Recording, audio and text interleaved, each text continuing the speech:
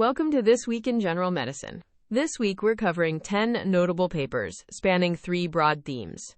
Interventions that turned out not to work as hoped, transfusion safety signals that could change how we think about blood products, and a cluster of practical updates for chronic disease management in the office. Let's dive in. Let's start with 2 well-conducted trials that came back negative, both in the Lancet and the BMJ, and both worth knowing because they push back against expensive or effortful practices. In the head sore trial published in the BMJ, Yuan and colleagues randomized nearly 1,400 patients across 67 Chinese stroke centers who had achieved successful reperfusion after thrombectomy for anterior circulation large vessel occlusion. For 72 hours afterwards, patients were kept either with the head elevated at 30 to 40 degrees or essentially flat. At 90 days, the disability distribution on the modified Rankin scale was the same in both arms, with a median score of 3 in each, and the difference did not reach statistical significance. Mortality was around 1 in 5 in both groups, again with no significant difference. The authors are honest that the confidence around the estimate leaves open the possibility of a modest benefit from head elevation, but as it stands, this trial does not support mandating one position over the other after successful thrombectomy. Alongside that, Racer Knee in the Lancet asked whether robotic arm assistance improves total knee replacement. Parsons and colleagues ran a genuinely rigorous, pragmatic trial across 10 hospitals in Great Britain with 33 surgeons, and they went to real lengths to mask patients, using sham incisions, extra draping, and masked operation notes. 339 patients were randomized to the Mako robotic system or conventional instruments. At 12 months, the forgotten joint score was essentially identical, around 50 in both arms, with the small difference actually favoring conventional surgery and nowhere near the pre-specified 12-point target. Serious adverse events were identical, 16 in each group, and robotic surgery cost more. For the general physician counseling a patient about knee replacement, the honest answer is that robotic assistance, as delivered in routine practice, does not buy a better knee at 1 year. Turning to transfusion medicine, where 2 papers this week raise questions that most of us have never had to consider at the bedside. In JAMA Internal Medicine, Kaufman and colleagues examined more than 550,000 platelet and plasma transfusions across 40 sites in 5 countries, testing whether alpha-gal syndrome, the tick bite-associated red meat allergy, can be triggered by transfused blood. The logic is that B antigen resembles the alpha-gal sugar. In regions of the United States where alpha-gal syndrome is common, blood type O recipients who received B or AB plasma or platelets had roughly 4 times the rate of allergic transfusion reactions compared with type O recipients who got type O units, and for moderate to severe reactions to B units, the risk was about 9 times higher. In low-prevalence regions, no excess was detected in the primary analysis, and no signal was seen outside the United States. Overall, allergic reactions remained rare, around 3 in 1,000 transfusions, but this is provocative epidemiologic evidence for a genuinely new entity the authors called transfusion-related alpha-gal syndrome. If you practice in a tick-endemic region and your type O patient has an unexplained anaphylactic transfusion reaction, the donor's blood group is now part of the differential. From a different angle, a viewpoint in the Lancet by Banerjee and colleagues asks whether amyloid beta pathology can be transmitted through blood products. Building on the recognition of iatrogenic cerebral amyloid angiopathy after historical medical procedures, and on epidemiological data suggesting hemorrhage risk may track between donors and recipients, they lay out the prion biology and what transfusion services would need to know. This is hypothesis-generating rather than actionable, but it is a reminder that the latency of seeded protein misfolding is measured in decades. The third theme is chronic disease management, and here the news is more immediately usable. Annals of Internal Medicine published a synopsis of the 2025 Veterans Affairs and Department of Defense Guideline on Adult Overweight and Obesity, summarized by Corrado and colleagues. 2 points matter most for primary care. First, screening now uses body mass index of 25 or above, with a lower threshold of 23 for Asian adults, combined with waist circumference and clinical context rather than body mass index alone.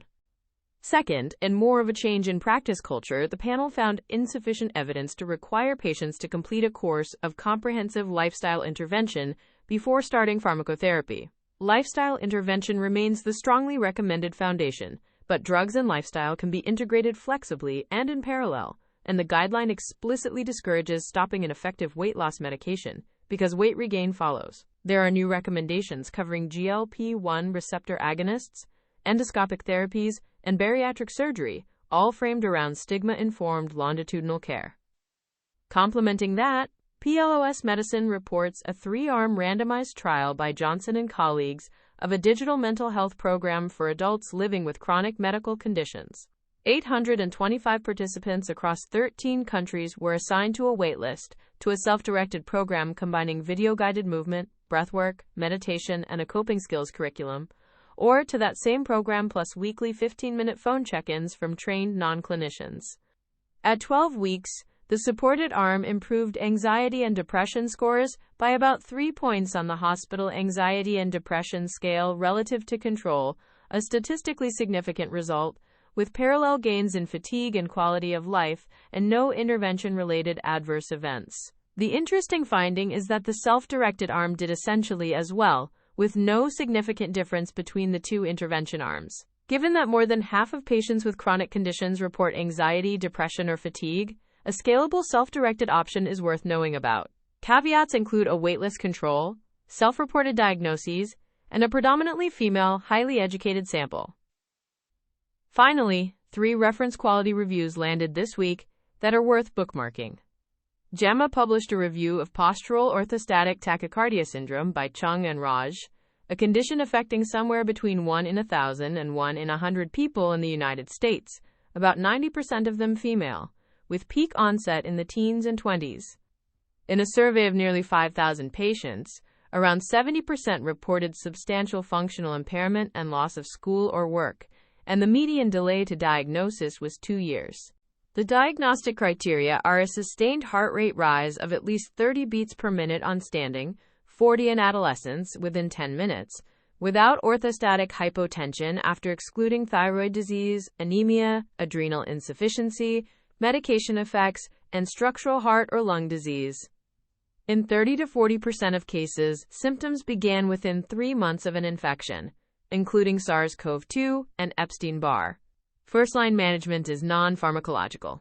Fluid and sodium loading, lower body compression, heat avoidance, and structured supervised aerobic training, with beta blockers, ivabradine, midodrine, fludrocortisone, or pyridostigmine added individually, acknowledging that the trial evidence for all of these is thin.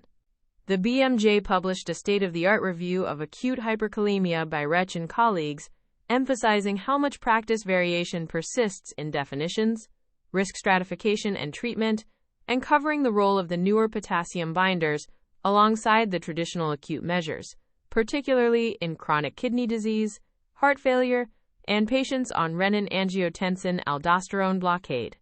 In Nature Review's Disease Primers publish a comprehensive primer on cancer pain, stressing that cancer pain is not one entity but several mechanisms, that non-neuronal cells, including immune cells and glia, are increasingly implicated, that sex differences modulate both pain and analgesic response, and that management should be multimodal from the outset rather than a simple opioid ladder, including in long-term survivors with chronic pain.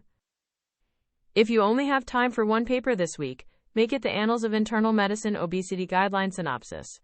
It directly changes how you sequence lifestyle intervention and pharmacotherapy in a conversation you are probably having several times a day, and it removes the expectation that patients must earn a prescription by failing lifestyle change first. Here are the key takeaways from this week in general medicine.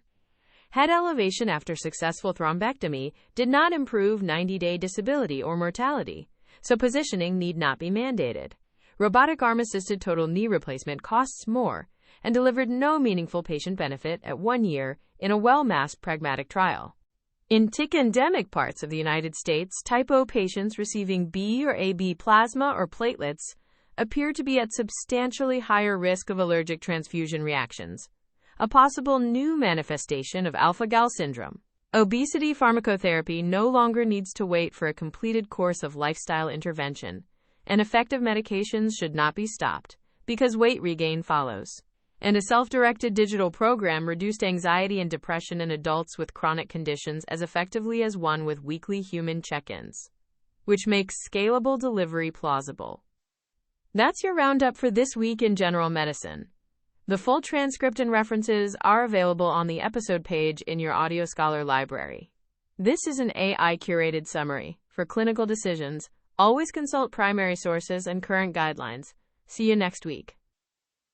If this weekly briefing is useful, follow the show in your podcast app so new episodes arrive automatically. And think of one colleague in any specialty who never has time to keep up with the literature. Tell them about Audio Scholar, a free 10-minute weekly for every specialty, to listen to in any podcast app or to read at audioscholar.cc. This is an automated summary generated by artificial intelligence, which can make mistakes. Always review the original source materials.